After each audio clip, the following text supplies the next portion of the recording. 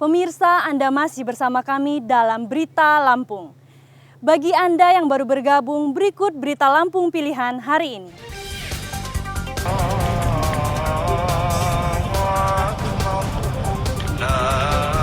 Remaja putri yang mengendarai motor tewas jadi korban tabrak lari truk di Lampung Timur.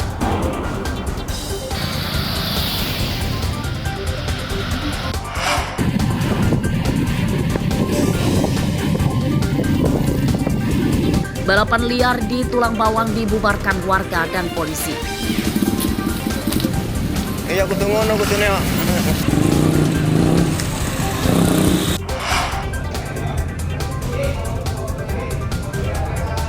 Dua pemuda mencabuli siswi SMP di Bandar Lampung diringkus. Kasusnya terbongkar saat tersangka kirim surat ancaman ke korban.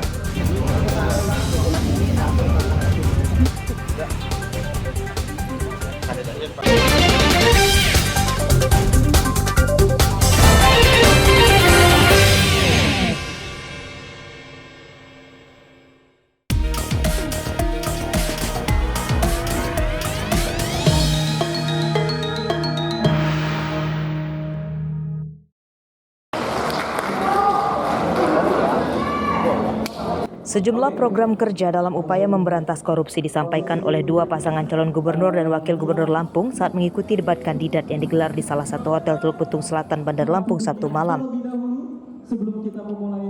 Meski diungkapkan dengan kalimat yang berbeda, namun secara keseluruhannya visi dan misi kedua pasangan calon sama, yakni berkomitmen memberantas korupsi yang dimulai dari lingkungan para pegawai dengan meningkatkan sosialisasi, tidak menerima pungutan liar atau pungli, serta menggandeng aparat penegak hukum polisi hingga kejaksaan. Debat kandidat berjalan tertib dan masing-masing pasangan calon membawa massa pendukung. Debat kandidat kedua yang digelar oleh KPU bertemakan masalah hukum, pemerintahan, dan sosial budaya. Korupsi itu terjadi apabila semua pihak cenderung untuk melakukan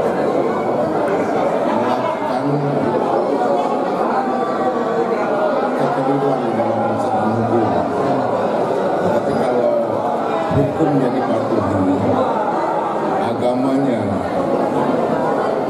ditingkatkan, saya kira kita semua akan menghindari hal itu, karena korupsi itu kan sudah jelas melanggar hukum dan merugikan rakyat dan merugikan tata kelola pemerintahan.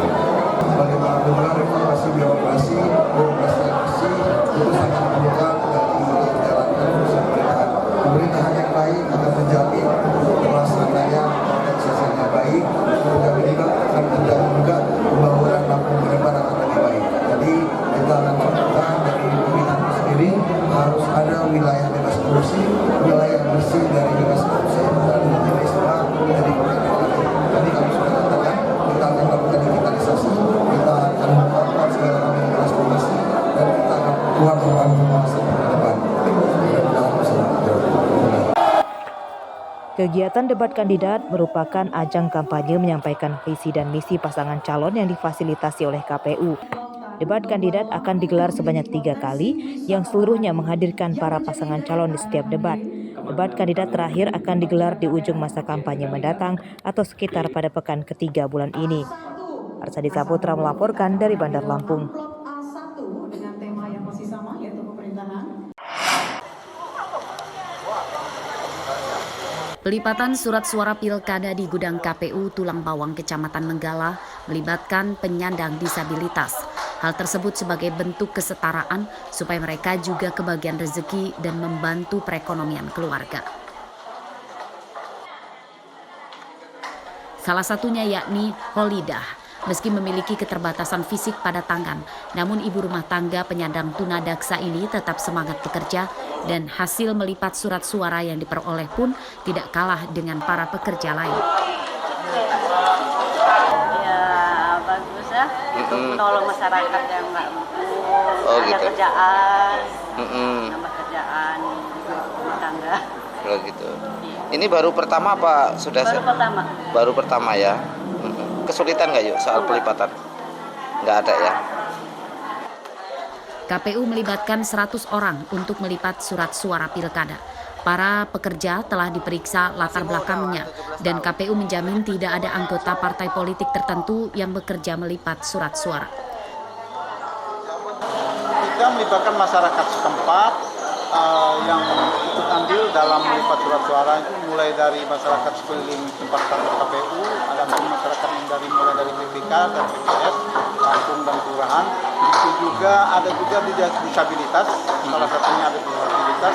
Semua kalangan kita libatkan demi suksesnya pemilihan bupati dan wakil bupati Kabupaten Tulungagung. Di hari pertama kita akan melipat surat suara pemilihan gubernur dan wakil gubernur yang siapnya akan dilakukan jam 8 tetapi jam 10 kita mulai. Pilkada di Tulang Bawang akan diikuti 3 pasangan calon yang akan bersaing. Paslon nomor urut 1 Winarti Reinata Irawan, nomor urut 2 Kudrotul Hankam, dan paslon nomor urut 3 Hendri Wansyah Daniel Anwar. Sementara itu, jumlah warga yang masih dalam daftar pemilih tetap atau DPTIS lebih dari 305.000 orang. Mustaqim melaporkan dari Tulang Bawang.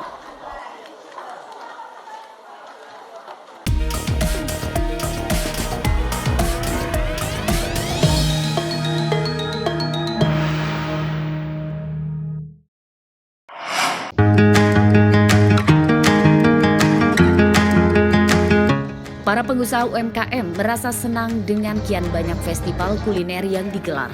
Acara ini membantu mereka meningkatkan omset dan memperluas jaringan usaha. Seperti salah satunya pada festival kuliner Nemui Nyimah di lapangan Korpri, Kecamatan Teluk Betung Utara, Bandar Lampung. Sebanyak 30 stand kuliner mengikuti festival. Jenis jajanan yang dijual juga beragam, mulai dari makanan asal Korea, Jepang, jajanan Nusantara, hingga jajanan tradisional Lampung. Langsung aja dibawa pulang ya. Dibawa pulang alias transaksi dong tentunya. Transaksi jual beli. Ya. Untuk informasi besok pagi ada apa ya di sini ya? Ini aku kasih tahu dulu ya untuk semuanya. Biar untuk pemilih ramai tidak Kak jika dibandingkan kita jualan seperti biasanya? Masih berlangsung. Besok pagi kita punya yang namanya pengunjung banyak sekali dan belinya juga banyak sekali. Meski sempat diguyur hujan, ratusan pengunjung tetap datang untuk berburu kuliner. Mereka merasa senang bisa mencicipi jajanan unik yang belum pernah dicoba dan harganya juga masih terjangkau. Mbak, dengan adanya festival kuliner ini senang nggak sih kita, Mbak? Senang sih, soalnya kan jarang juga kan ada kayak gitu harganya. Jadi buat kedepannya lebih banyak event-event yang kayak gini. Nah, kuliner apa aja nih yang udah kita cobain di Nemui Nyimah ini? Apa ya, baru dia bakpao, terus lemon, lumpia, pangsit, ya makanan segitu. Festival kuliner ini digelar sebagai upaya Pemprov Lampung meningkatkan kunjungan wisatawan. Sementara nama Nemui Nyimah dipilih untuk mengenalkan salah satu adat Lampung yang berarti sikap sopan santun pada para tamu. Jeffrey Arifin melaporkan dari Bandar Lampung.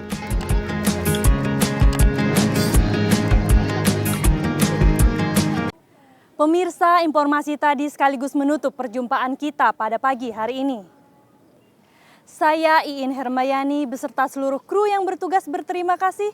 Selamat beraktivitas kembali. Sampai jumpa.